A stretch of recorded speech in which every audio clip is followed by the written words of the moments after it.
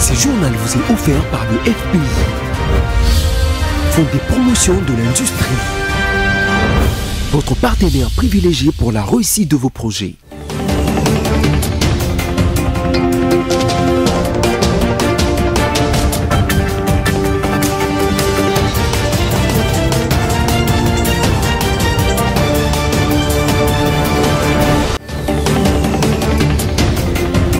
Bienvenue à tous à ce nouveau numéro du journal sur BSC TV. Mesdames, Messieurs, voici le sommaire.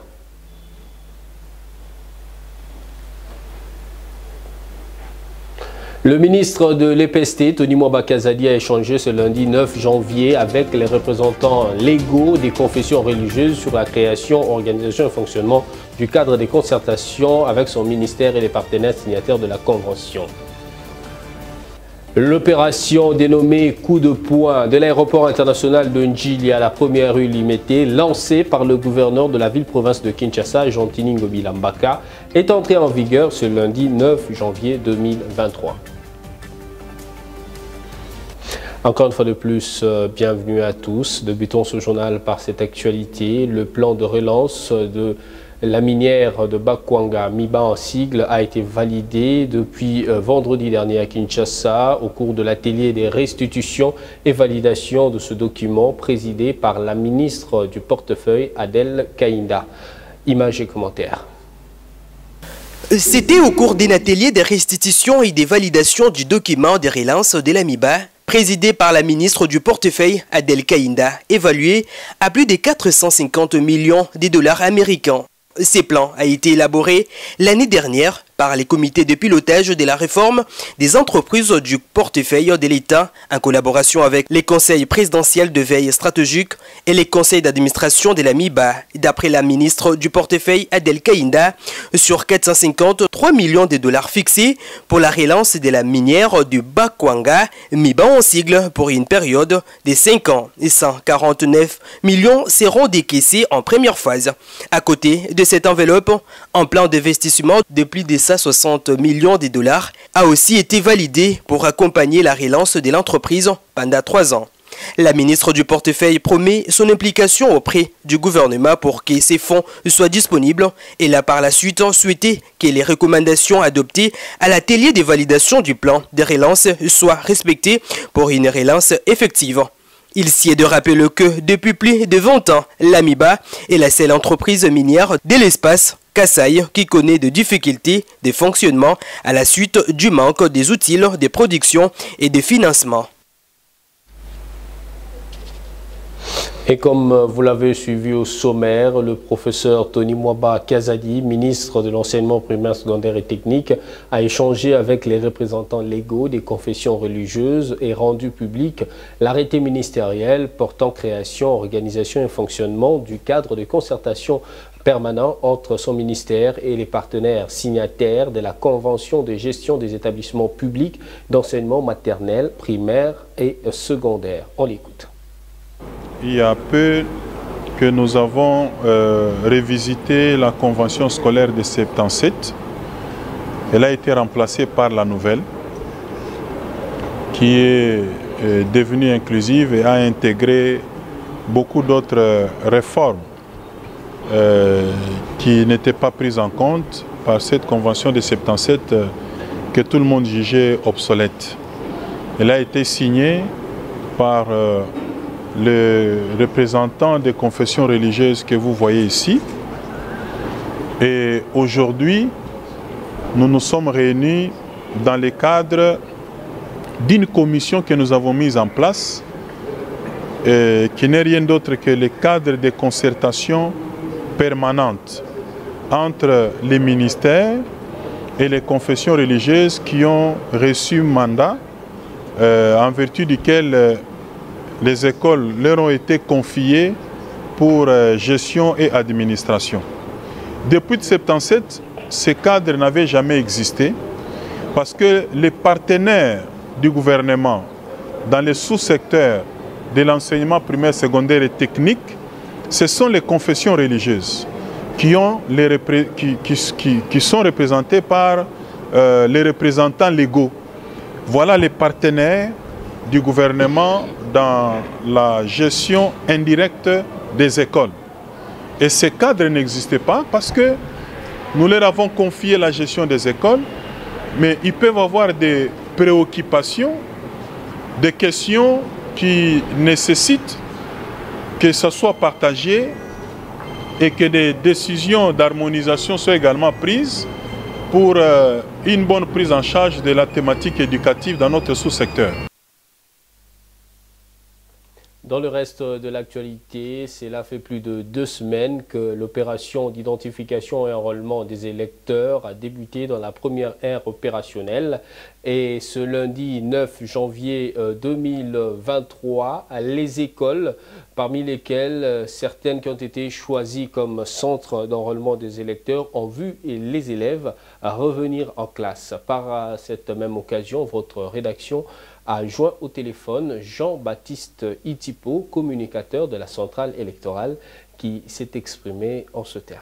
Merci. La première ère opérationnelle constituée des 10 provinces que nous connaissons bien. C'est vrai, il faut être réaliste pour dire qu'au début on a connu des problèmes, mais au jour d'aujourd'hui, tous ces problèmes qui ont été identifiés sur terrain sont en train d'être pris en charge. Nous pouvons même dire que les opérations ont atteint leur vitesse de croisière. Je commence d'abord par la durée. Il est vrai que ça dure un peu, mais il est aussi vrai que beaucoup de requérants qui se présentent au niveau des centres d'inscription de la CENI n'ont pas toutes les informations utiles. Avant d'aller au centre d'inscription, faites tout pour avoir des informations sur votre identité, sur votre origine. Mais lorsqu'on n'a pas ces informations-là, le préposé à l'identification ne peut pas avancer et vous bloquez toute la file d'attente qui est derrière vous. Bon, de deux, en ce qui concerne la qualité de la photo, l'opinion doit retenir ceci. Les kits d'enrôlement cette fois-ci contient une imprimante incorporée.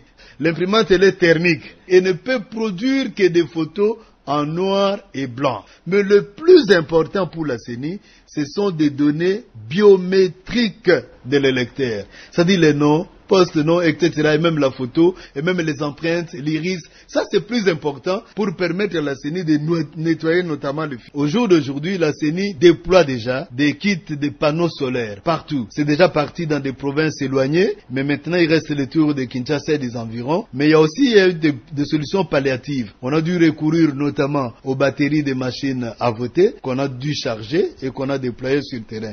Donc le problème est en train d'être résolu. La CENI est une institution de l'État qui travaille en collaboration avec le gouvernement de la République à travers le ministère de l'enseignement primaire et secondaire et technique, met à la disposition de la CENI certains locaux de certaines écoles pour permettre à la CENI de faire fonctionner le centre d'inscription pendant un mois simplement. Et puis, tout ce que nous pouvons dire, c'est de demander à la population qui se rend au centre d'inscription d'y aller dans la paix et dans le calme pour ne pas déranger nos enfants qui sont en train d'étudier. L'adresse est une donnée très importante pour chaque électeur qui doit être identifié. La CENI travaille avec les données que le ministère de l'Intérieur met à sa disposition. La CENI n'invente rien, que ce soit la liste des provinces, des territoires, des villes, des groupements, des villages et de leurs chefs même. Tout cela, ce sont des données que la CENI reçoit du ministère ayant en charge la gestion des affaires intérieures. À tous ceux qui hésitent encore de se rendre au centre d'inscription, le plus proche de leur habitation, à l'intérieur de leur commune, lorsqu'ils habitent dans des villes, ou à l'intérieur de leur groupement, lorsqu'ils habitent dans les milieux, n'est-ce pas, rural, pour obtenir la nouvelle carte d'électeur. Cela offre l'avantage de faciliter le travail de l'Office national de l'identification de la population, appelé à nous donner la carte d'identité plutôt, qui sera en couleur. Évoluons dans ce journal. Bientôt, le chef-lieu du territoire de Mahagi sera éclairé. Ceci grâce à la construction d'une mini-centrale hydroélectrique à Lida. Cette œuvre témoigne de la sécurité qui est en voie d'être rétablie dans cette province. On parle bien sûr de l'Ituri sous état de siège. La cérémonie du lancement de ce travaux a été présidée samedi dernier par l'administrateur militaire de Mahagi, le colonel Jacques Dissanoa, au nom du gouverneur militaire, le lieutenant-général Loboyan Kachama Johnny. La desserte en énergie électrique figure parmi le programme de développement du chef de l'État Félix-Antoine Tshisekedi Tshilombo, voire dans les Congo profonds, s'appropriant cette vision du président de la République avec la paix imposée par l'administration militaire de l'Ituri.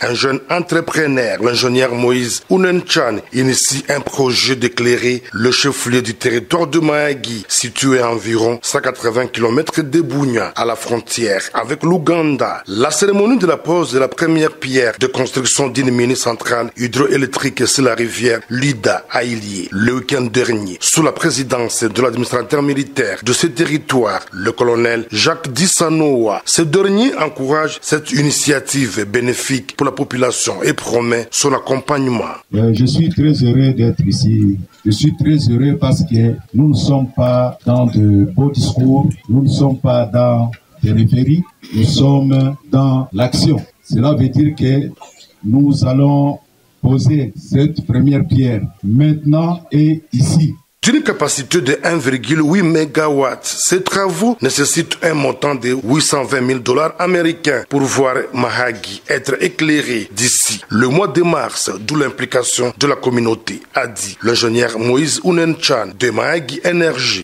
C'est seulement la garantie de la communauté. Comme moi, les sortisans de Mahagi, j'avais préféré aussi de faire l'initiative de venir construire notre territoire comme nous avons la rivière Lida. Alors à bref, on lutte et on évolue comme ça. Celui qui a bonne volonté, bonne foi, peuvent soutenir. Dès c'est seulement 2 mois, on peut voir ici l'éclairage public dans tous les 4 points de notre commune de Mahagi. Signalons que ce jeune Iturien a déjà fait ses preuves à Rutshuru et Lubero, dans le Nord Kivu. Restons toujours dans cette partie du pays, cette fois-ci pour vous dire que le gouverneur militaire de l'Ituri, le lieutenant-général Uboyanka Chama Johnny, poursuit lentement et sûrement avec le travaux de modernisation de la voirie urbaine du chef-lieu de la province, dont parle de la ville de Bunia.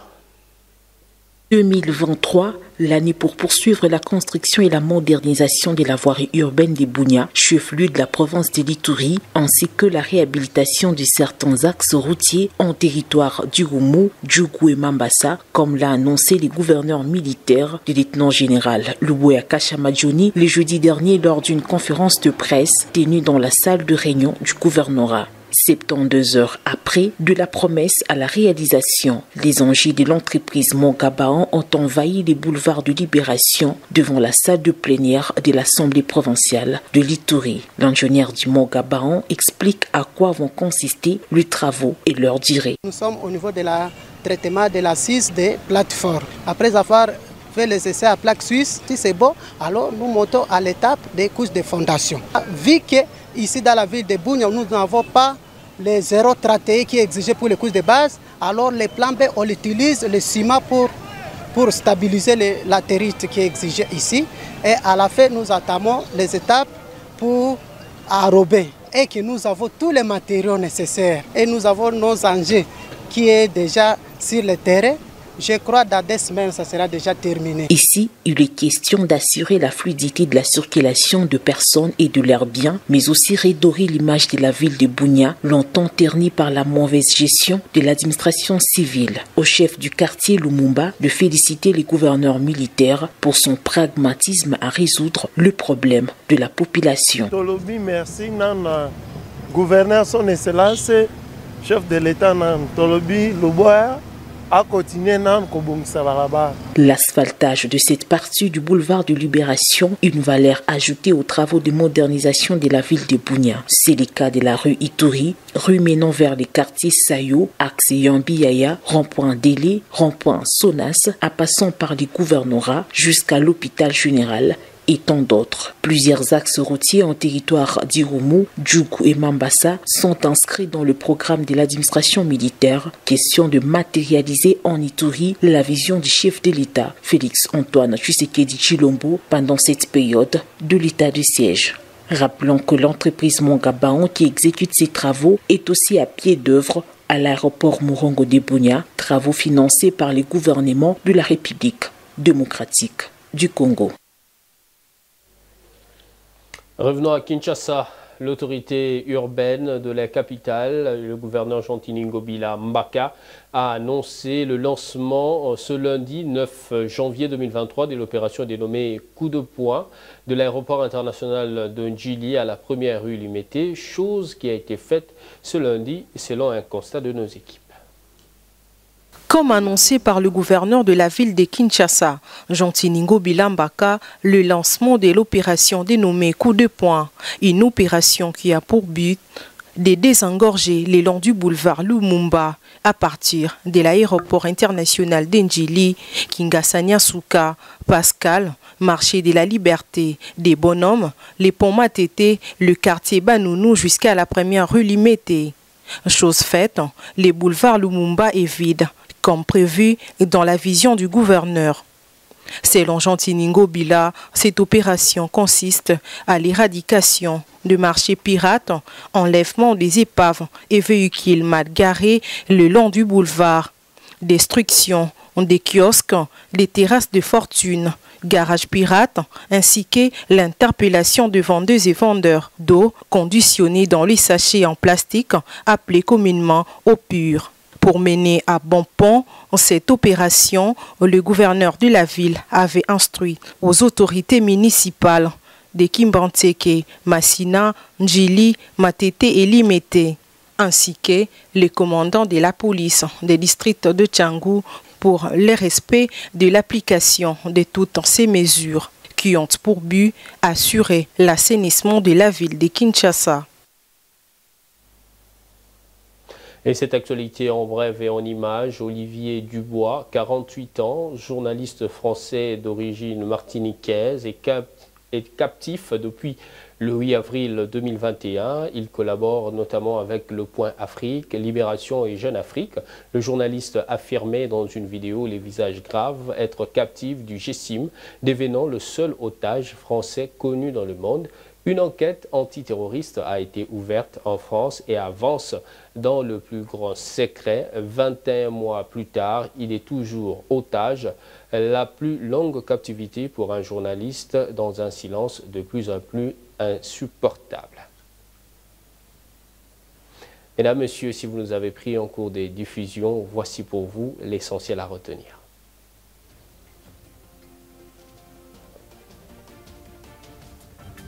Le ministre de l'EPST, Tony Mwamba Kiazadi, a échangé ce lundi avec les représentants légaux des professions religieuses sur la création, organisation et fonctionnement du cadre des concertations permettant à son ministère et les partenaires signataires de la Convention. L'opération dénommée Coup de poing de l'aéroport international de Ndjili à la première rue Limete, lancée par le gouverneur de la ville-province de Kinshasa, Jean-Tini Ngobila Mbaka, est entrée en vigueur ce lundi 9 janvier 2023. C'est par ici que s'achève complètement ce journal. Merci de l'avoir religieusement suivi. Restez fidèles à nos programmes. On va sans nul doute se retrouver la fois prochaine et ça sera avec le même plaisir. Entre-temps, portez-vous bien. Merci et au revoir.